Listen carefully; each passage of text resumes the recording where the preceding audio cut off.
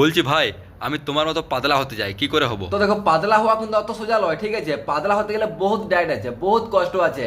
তোমাকে দুপুরবেলায় কোনো দিন ঘুমানো চলবে না। সারা দুপুর তোমাকে জেগে থাকতে হবে, আর তোমাকে ফাস্টফুড খাবার দমে খেতে হবে। মানে পেটের মধ্যে এত গ্যাস করতে হবে ফাস্টফুড খাবার খেয়ে, যেমন গ্যাস বেলুন ফুলে যায় তেমনি তুমি সেই যেমন বেলুনের মতো গ্যাসে ফুলে যাও। আর পাতলা হওয়ার পর তোমরা যে যে সুবিধাগুলো পাবে, মানে আমি যে যে সুবিধাগুলো পাই পাতলা হওয়ার পর, সেটা আমি তোমাদেরকে বলছি।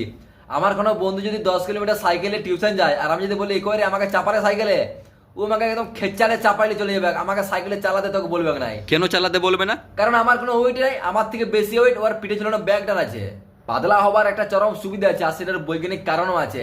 একটা মিয়া একটা মোটা হাট্টা কটা ছেলের সাথে কোনোদিনও প্রেম করবে নাই, কিন্তু একটা পাতলা ছেলের সাথে ওই মিয়াটা একদম কোনো কিছু না ভাবে, কোনো কিছু না দেখে ও আগে ভালোবাসি লিবে।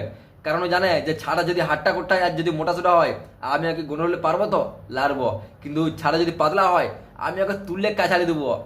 মানে কি বলো, মিয়ারা অত কিছু ভাবে না, পাতলা ছেলে হলেই ওকে আগে মানে পছন্দ করবে। পাতলা ছাদের আরো একটা সুবিধা আছে ভাই, কোনোদিনও কারোর সাথে গন্ডল হবে না। আর যদি গন্ডল হয়ও, মানে প্রচুর বাগনা বাগনি হবে, একটাও কোনোদিনও গায়ে হাত দিবে না, ও তোমার কোনোদিনও মারবে না, কারণ ও তো জানে এই এক সালা মারলেই তো মরি যাবে।